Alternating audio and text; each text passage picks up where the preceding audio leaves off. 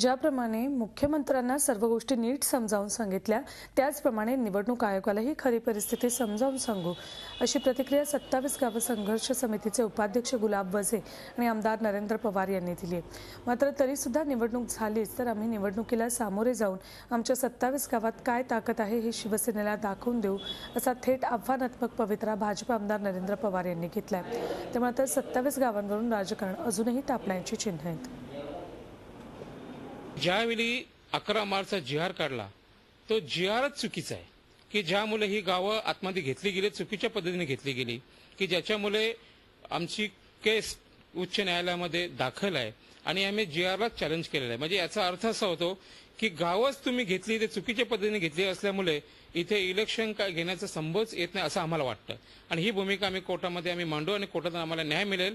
महाराष्ट्र शासन सुद्धा सन्माननीय मुख्यमंत्री सुद्धा आमच्या बरोबर आहेत। निवडणूक अधिकाऱ्यांना विनंती करू, निवडणूक अधिकाऱ्यांना विषय समजून सांगू की हा विषय 22 वर्षापासून असलेल्या संघर्षाच्या संदर्भातला आहे।